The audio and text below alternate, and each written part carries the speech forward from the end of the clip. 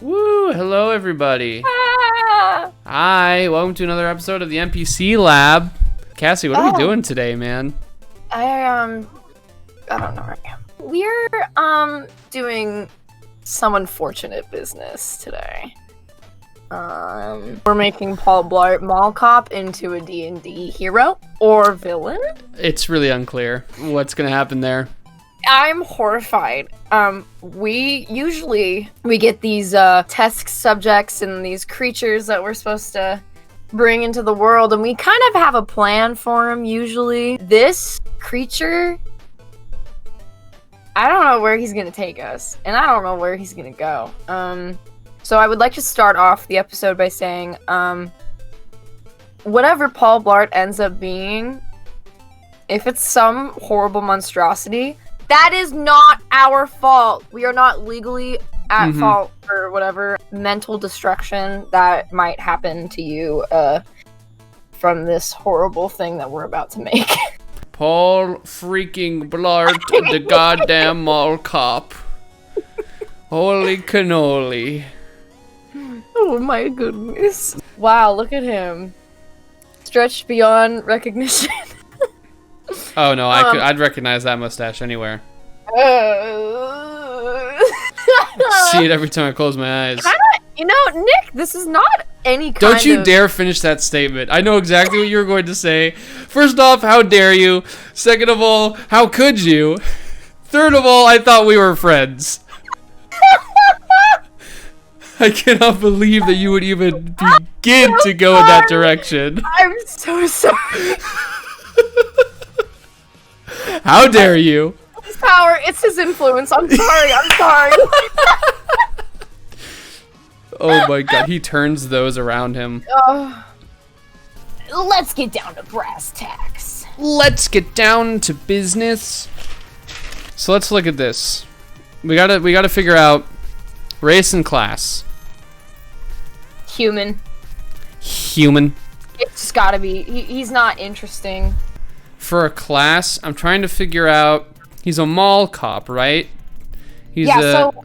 So he's got his iconic segue. So that made me think. Cavalry? Is it a fighter? Yes. It's in Xanathar's. Cavalry fighter. In Xanathar's Guide, the cavalry fighter, you get a lot of different sort of buffs for when you're riding on a mount, amongst other things. They're really good just tank class in general.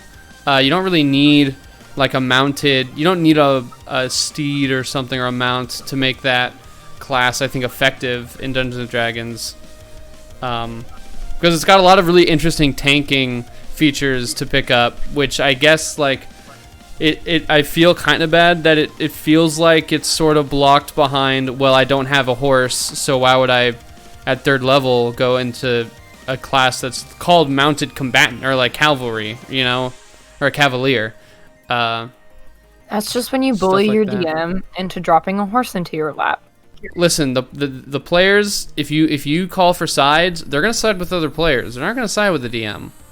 You know, you can just bully the fuck out of that DM. Just make them really regret creating this world and wanting to take his friends on an adventure. My game. My game. My game now. My game, my horse. That's how it be. My game, my horse. Here's the rub. Because Paul Blart is a cop, you know? He's like a keeper of the peace. I think we should look into Paladin. He's a mall security guard. Yeah, but, you know, his sort of demeanor is he's like, you know. He tries too hard, that's the thing. He tries very hard. Very hard, and he's a fart man. They said, hey, we want to make a movie about a human fart. Kevin James, can you come? We would like you to come in. We'd like you to come in and read for this very intense, emotional character. And Kevin James is like, finally, I can break out of comedy. And then when he walked into the studio, he farted, and then the producers went. The producer said, "No, wait, hold on. No, that's something. Wait a second." Before that, Paul Blart was a horribly, just so emotional, dark drama. And then Kevin James would walk in, make a big fart in his big pants. His big boopy pants. This is it. This is the peak. I hate You know, sometimes I hate the content we make. I hate this. Okay. Someone has to say it, Cassie. Someone has to stick up for Paul You Blart, are the dark right. drama. Someone has to talk about Kevin James' big fart pants Yeah. in a silly comedy movie. Paul Blart walked in and said, it's my time. And he did a big farty, and everyone go, uh-oh, this kid's got some up his sleeve, in his little pantaloons. And that's when Paul Blart was born. Oh my god, that fills me with rage. A Cavalier for sure. We'll definitely take some aspects of that. I think we should also take aspects of the Paladin, too. Or I don't know. Okay, Maybe what kind not. of god is this man worshipping? That's the thing. I don't know. Is there like a god of like, you know, like corporate? Is there a mall? God corporate? His god is corporate. He serves the corporate overlord, the holy God. corporate overlord, the Simon Malls of the pantheon. of Simon Malls, corporate- is that the? Do you know the name of the mall that he works at, Cassie? No, see, that was close. That's the mall chain in Southern California. You almost got me. You Okay. almost got me. So what are we thinking for old Paul here? What kind of armor are you looking at? I think leather armor because he's a piece of shit. I was thinking the same thing. I liked where you were going with this like leather plate. Like he like can't like fit into it. He's like, oh, like I'm a knight. I'm totally a knight, you guys. But he's like, I'm totally with it, guys. I'm definitely a knight, but he's like a mall knight, you know. he's a mall knight. I like where he's going so far. He's he looks very like round. such a. He is a very round. You're making him way like sweeter looking than I think Kevin James is able to let on. Want him to look like a crack addict, like. No, you don't need to. No, you don't need to like do anything here. Yeah, I just meant like he's just so he looks so much younger than I think he has. You know. Oh my God. Is this the edgy Paul Blart that you wanted, Nick? It's not. It's really not. I'm sorry. And then I think you're right. He should probably be more of a fighter, like Cavalier, than a paladin. I think being a paladin is too powerful for Paul Blart. Like being able to. I think he thinks he's a paladin. You know what I mean? Yeah. He definitely walks around like he's a knight and a paladin, but people are Like he'll "No, call out like smite, but it's just him like swinging his sword. literally, yes, Yeah. that is so good. So like attributes wise, equipment wise, what are we thinking? He's gonna be a fighter, right? So he'll have like a decent enough strength there. I think he's got negative dexterity. You know, he's got like a -1 in his dex. I wouldn't put him. I'd put maybe his wisdom up a little bit because I feel like in the movie he seems like inexplicable at times. I think his charisma is low. Doesn't everyone like hate Paul Blart in that movie? Everyone's like, oh, this guy. But then he ends up saving the day and they're like, oh, this guy. Maybe probably like strength and wisdom. Pretty low dex. And then like 10s in his charisma and intelligence sort of thing. Skill proficiencies. I'd give him animal handling. Because he's very good with his horse. That's probably it. Yeah, not much I don't going think on. he's really good at anything. You know what I mean? There's segue. There's segue. Speaking of segue, let's talk about his equipment. Oh! Yeah, no, a long sword, shield. Just make him like a knight. Mace. Knight. You know? What was that? A baton. Yeah. It's just a stick. It's just a stick. Little mice. A little old mice. Little mice. Here he is.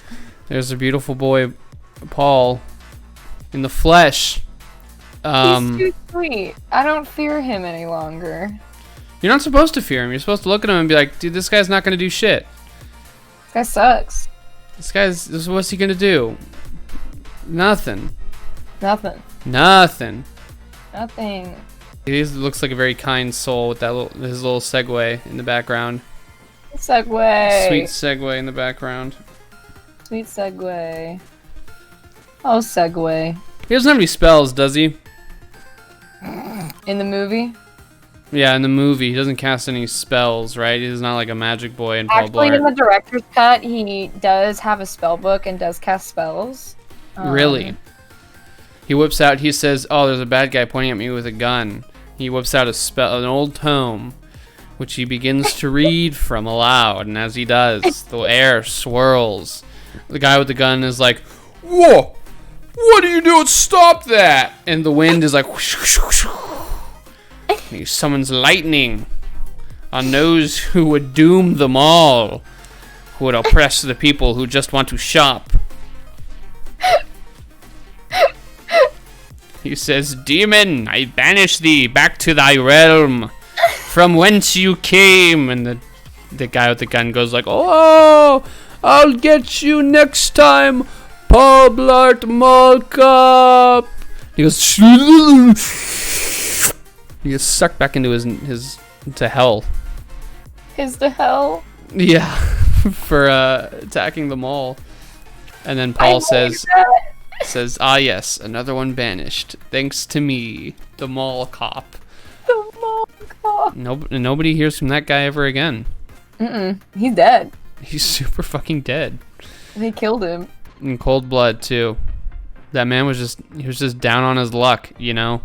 Yeah. Like hard times, and he needed to provide for his family somehow, you know? And Paul Blart banished him to hell. To hell. Literal Christian hell. To Christian hell. I banish you to Christian hell. And that tome? That was the Bible. That was the Bible. Holy shit. And his niece goes, wow, I respect you a little bit more for that. I respect you, father figure. Is that his niece or is that his daughter? I don't remember. And then I think he lives with his grandpa or grandma, or that his mom. We're looking up Paul Blart. Paul Blart, blah, blah, blah, blah. Paul Blart. Paul Blart, the deep lore. The deep dark lore. Paul Blart lives in West Orange, New Jersey with his daughter Maya and mother Margaret. Aspiring to join the New York Jersey State Police, he trains at the police academy, but his hypoglycemic medical condition which causes him to collapse, therefore failing the exam. To shape up for his career, Blart works as a security guard in the fictional West Orange Pavilion Mall. So he's got hypoglycemia. You know who else has hypoglycemia? Who? This bitch. But Paul suffers the same. On a Segway to assure things are safe and clean. What a guy.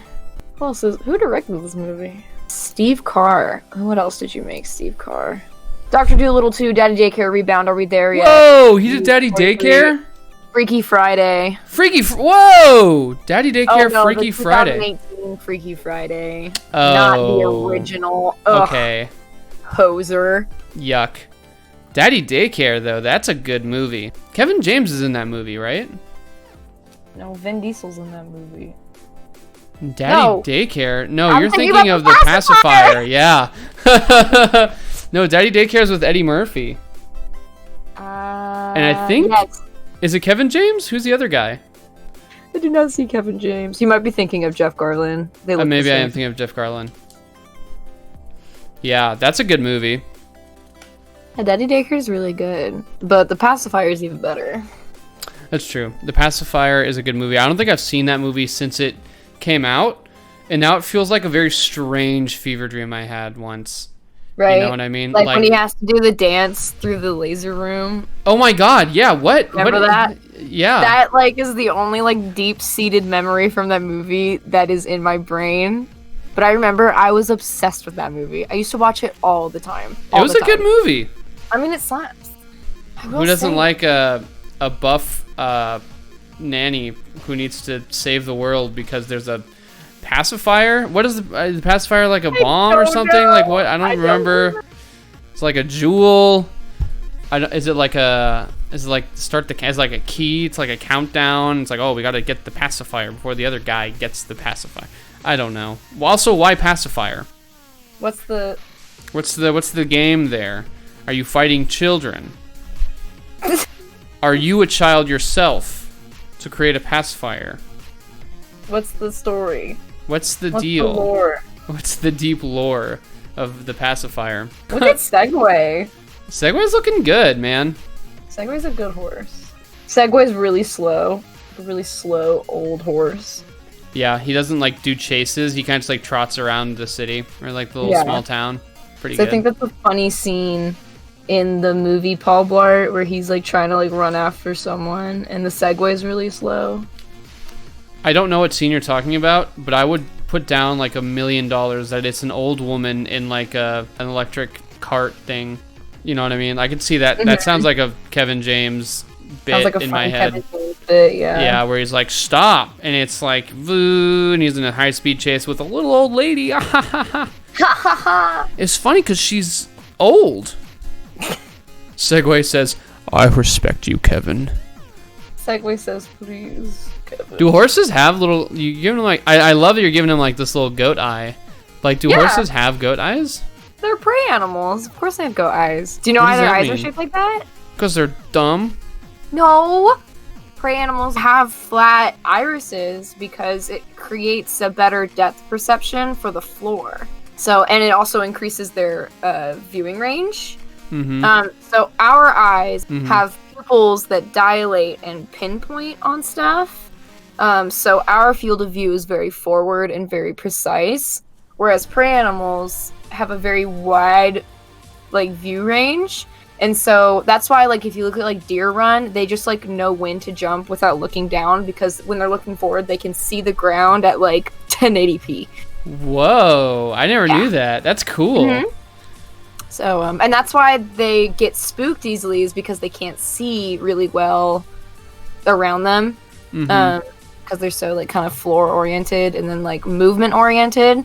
And then if you take your hand and you put it on your face like this, that is how much that a horse can see. So like when we were learning how to interact with horses and other animals, that's why you never, like, you be careful with approaching horses like head on, because they just can't see. And so the second that like you enter their field of view, it's like, ah! So, interesting. So you have to come on to them from the side? Yeah. Wow. That's interesting. Horse knowledge. Oh my god! More Big you know. A, our angel. I do like that horse a lot. Some horse facts for you. I like did not like horses growing up. Really? Yeah. I had like a real weird like horse story when I was little, and I was like, you know what? Never again. Whoa, Diabolitio. No, but I have a really weird like horse story when I was a kid. Like turned me off from horses. Like I was actually like, pretty spooked of horses for like my younger days. Now I haven't been around horses recently. I think I could get onto a horse. Yeah. Because I do want to be a cowboy, right? Yeah. Of course. But like when I was little, I used to go to this like ranch like resort thing every summer for like half a week or so, or a week with my dad and my siblings. And they had these like horse trails you could go on, you know? And so you would have like a guide, and your horses were pretty much trained to the point where like you didn't have to really do much, you know? Like they would just train to sort of stay with the group and sort of follow the horse in front of them, and they knew the trails and like that sort of thing. But I remember one time I was doing one of these trails with the horse. We were going around this bend or something, and it was by like a cliff, and the horse started moving towards the cliff side. And it was probably because there was some grass over there, and the horse was probably hungry and was just like, I was like 3 feet tall on this fucking horse, so it was like probably didn't know it had anybody on him, and so he was like, I'm just gonna eat some grass, right? But my stupid child brain was like, oh my god, my horse is walking towards the cliff.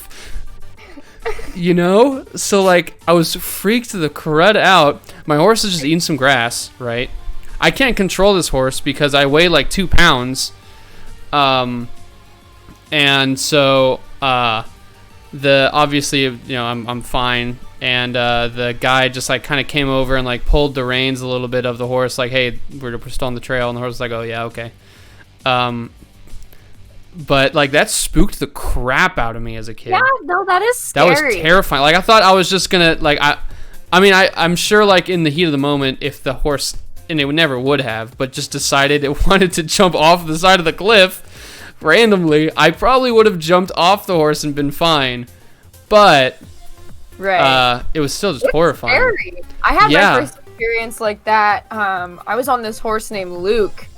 The thing about Luke was he was huge, and I was a huge kid, and so I was only allowed to ride the big horses, but Luke was a piece of shit, and he was like, we call him deadhead, when they're like, or bomb-proof, so like they don't spook at anything, they're just like trail horses that just like know to like just follow the leader and then do something else.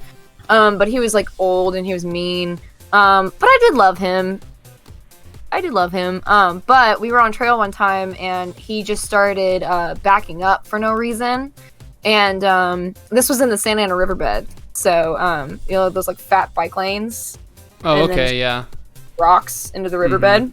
So he started backing up towards the riverbed. So when I was a new rider, and so when you get scared, you pull back on the reins. And so that was only telling him to back up more. And so everyone's like, just drop the reins. They're all yelling at me. It was so scary. Oh, yeah. But we were talking afterwards, and we all came to, or more, they gave me this bit of knowledge, and then it like, I was like, oh, duh, horses don't want to walk off cliffs. No, right? Care. Yeah, and so ever since then, like, I've like put a lot more trust into, especially Dolly, because Dolly definitely doesn't want to walk off a cliff. Dolly won't step into a mud puddle that looks too deep. She will refuse to. Nice, yeah. Paul Blart looking fine. I like that little like paint sort of kind of thing you did there with the the tower. It looks great. Thanks. Looks like his wife might have made that for him at home. Right. You know. Wait, isn't his wife dead? It's unclear. I have no idea. Probably. She's probably dead. Paul Blart would have a very like tragic backstory, like he was in love and then his wife died because he was so goofy or something, and now he's like, I will never tell another joke again. And then, like, you know, someone comes to the mall and they're like, I'm gonna steal all these expensive jewelries if you don't tell me a funny joke. And he's like, I promised I wouldn't. But now he's like, gotta tell a funny joke. And, you know, his daughter's like, please, Dad, tell a joke. And he's like, I promised your mother I wouldn't. But then he like tells a joke, and he like grows from the experience, and he's able to overcome his tragedy with his loss of his wife, and I don't know, something funny like that. And then he they probably like farts at her grave or something. Everybody laughs. There he is.